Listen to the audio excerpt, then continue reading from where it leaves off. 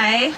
So yeah, just to add a little bit on this. I had a long speech I'm not going to say today because it's just not, it doesn't place well. But what I wanted to share was how to practice to deal with law enforcement kindly and respectively. And try to arrive at a solution if you can with them.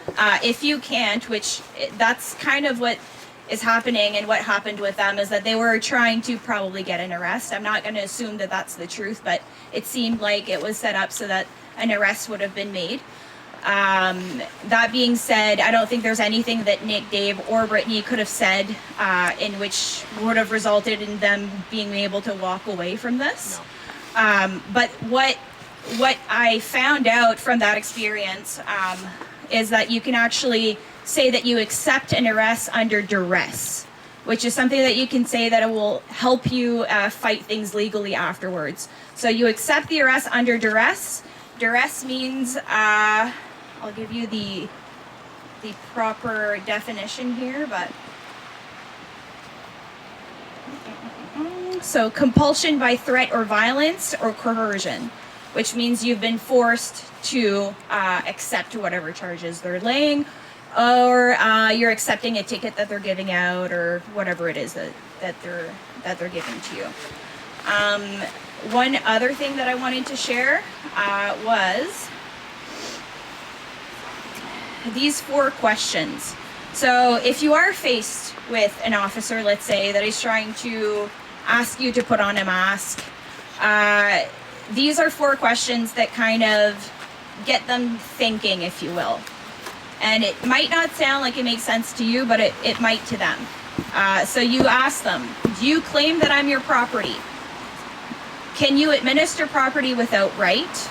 Can you produce the obligation contract in which indicates that you have jurisdiction over I? Can you show me or produce me the claim in which indicates that I have caused harm to another man or woman?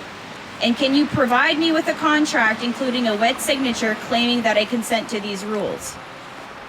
So if you know about common law and you believe in common law, the law of the land is simple. It's do not harm. So any other laws require usually a contract, or it requires a wet signature indicating consent. And that should be true for any bylaws that we have that have been put in place as well. If you're trespassed upon by your fellow man or woman, it's also up to you to produce a claim, in which case a copy is delivered to you. So in common law, let's say, someone like a customer wouldn't be able to even call the cops on Nick, Dave, or Brittany, first of all. The cops wouldn't be able to respond to a call like that because it wouldn't make any sense.